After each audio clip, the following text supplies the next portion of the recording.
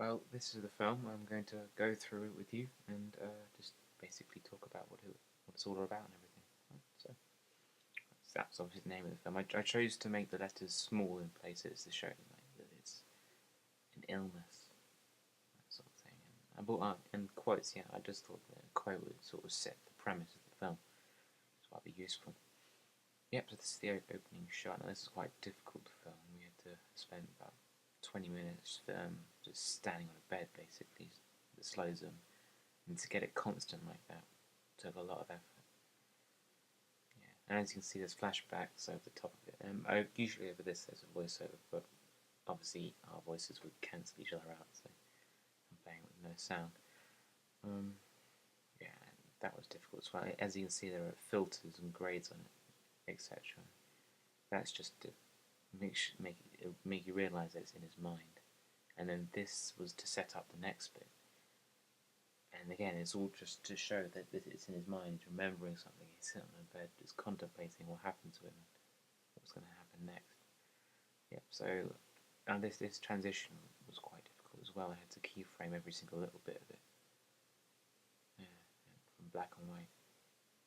It wasn't particularly difficult to put together this and put it in order because I knew the script back to front because I wrote it. But yeah, it was difficult doing all those little shaky bits and all the colour warps and things.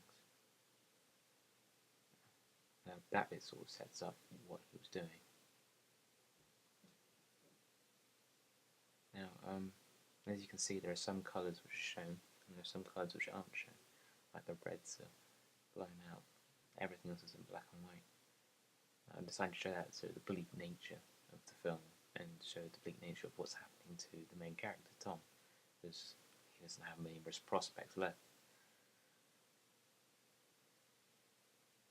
Yeah, just back and forth editing here, quite simple stuff. All done on the tripod, by the way. Not particularly difficult. I think a scene coming up where the psychiatrist kept the corpsing, which is where he can't stop laughing. And there's a bit of shaky cam there, all handheld. Again, handheld. It's flashback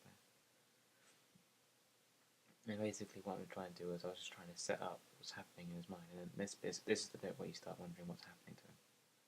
Because the music kicks in, and it starts sort of progressing.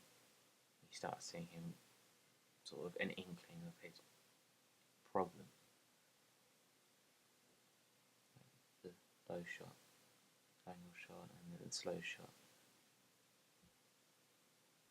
And this is the point where it all starts to collapse, his facade. He starts to get less angry, and then more angry, mood swings.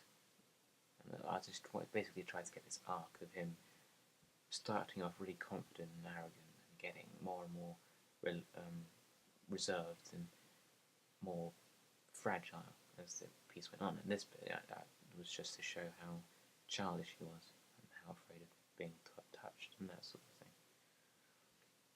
And this panning was to add motion to the scene. At the moment it was very still. Now this bit was difficult to film, the bit coming up right now, the bit where my brother disappears.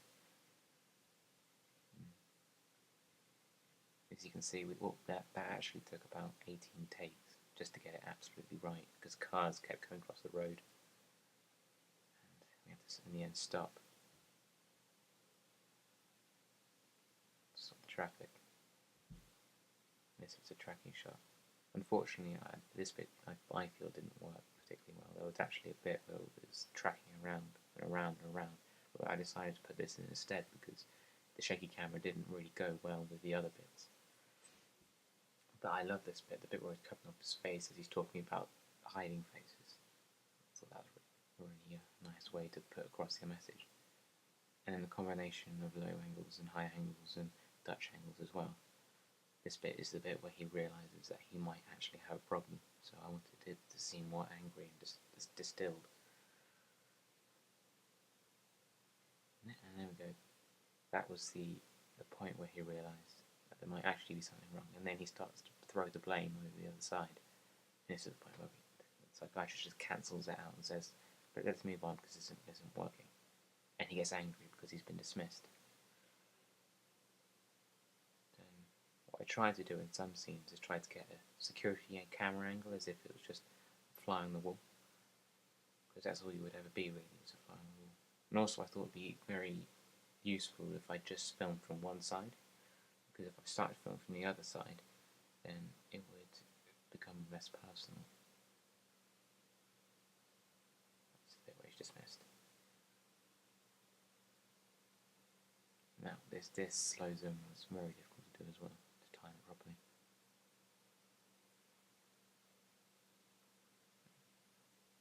Very difficult. And then this bit was all choreographed to the letter. I had little bits of tape on the floor to show where they should be standing. The turning around as well, the sound edit there was really difficult to sing.